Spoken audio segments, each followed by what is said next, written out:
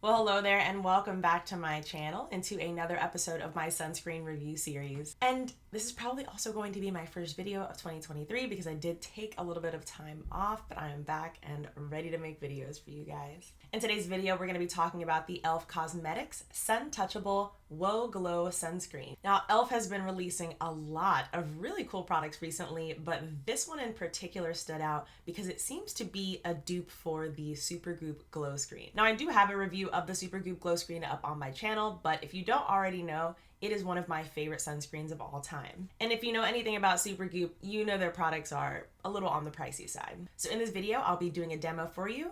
I'll give you my thoughts on the product, and I'll let you know whether or not I think it's a dupe for the Supergoop Glowscreen. Now, before we jump in, I would love it if you would hit the subscribe button if you haven't already, and leave a comment down below. What do you want to see from me in 2023 as far as videos go? So just a little bit of info on the product before we get into the demo. It is $14 and you can get it from the e.l.f. Cosmetics website. And this sunscreen has a rating of SPF 30.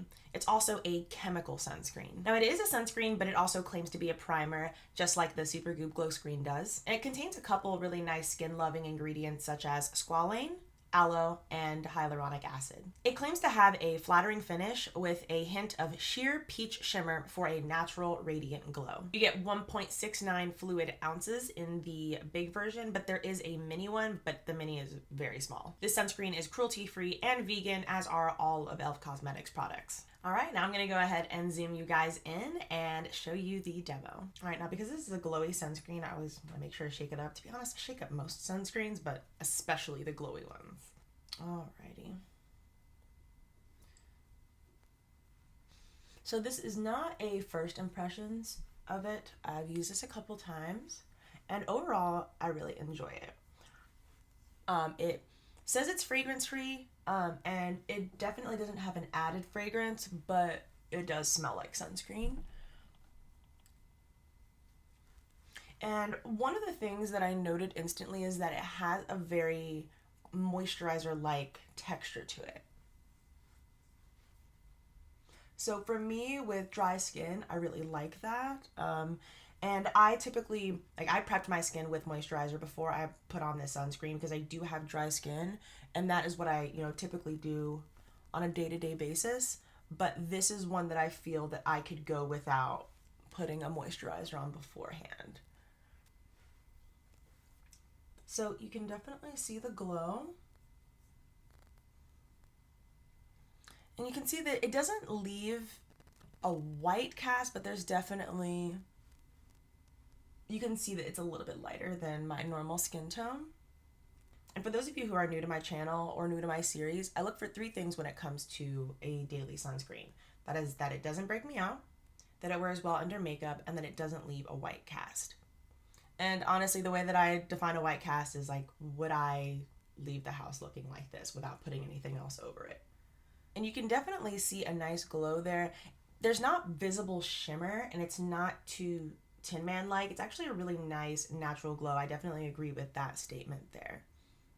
All right, now I'm gonna go ahead and do my makeup, and then I will be back to give you my final thoughts. All right, I'm back. I've finished up my makeup, and here's how we are looking. I'm very impressed with how this sunscreen performs under makeup. It really does provide a really nice smooth base for you to apply your foundation. I used the L'Oreal Infallible 24-Hour Fresh Wear in the shade 505 Toffee, which might be a little bit deep for me right now, but that's neither here nor there. Overall, I really like this sunscreen. I think it is a great, affordable sunscreen with great skin-loving ingredients.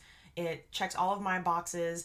As far as the white cast goes, it's like, you can tell it's slightly lighter, but you can rub it in and it's fine. It just looks like my skin is really glowy. And to be completely honest with you, the Supergoop Glowscreen does the same thing for me as far as the tint goes. Now, before I compare it to the Supergoop Glowscreen, I do want to mention I actually have a review of another e.l.f. sunscreen on my channel. I believe it's the Holy Hydration SPF 30. So it's basically a sunscreen that doesn't have any glow to it. So if you don't like glow in your sunscreen whatsoever at all, definitely give that one a try, or even a couple of the other ones that I have reviewed on my channel. Now let's talk about comparing the Glowscreen and the Suntouchable. So just like I mentioned earlier, this texture is definitely more of like a lotiony texture, and you can kind of tell by the way it comes out of the container, right? It's like, like regular moisturizer, kind of a thick moisturizer. Whereas the Glowscreen is a little bit watery.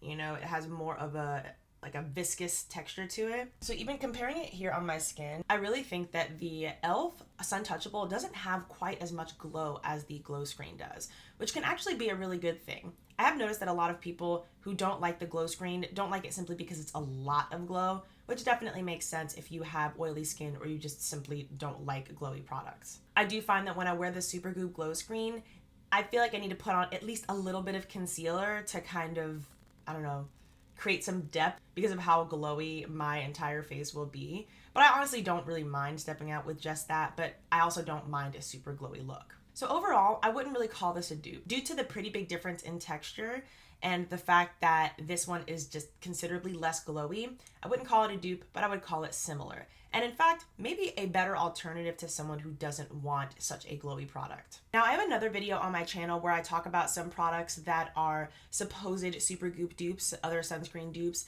and I give you my thoughts on them in my reviews, and I will link that down below if you are interested. There actually is a sunscreen in that video that I think is a closer dupe to the Supergoop Glowscreen than this e.l.f. product is. Well, anyways, guys, that wraps up my video for today. Thank you so much for watching, and also comment down below what other sunscreens you guys want me to test out. I think I want to jump back into the Asian sunscreens and test out a few of those. And I'm just looking for other recommendations. Well, guys, I hope you have a great rest of your day. Thanks again for watching, and I will see you in the next one. Bye.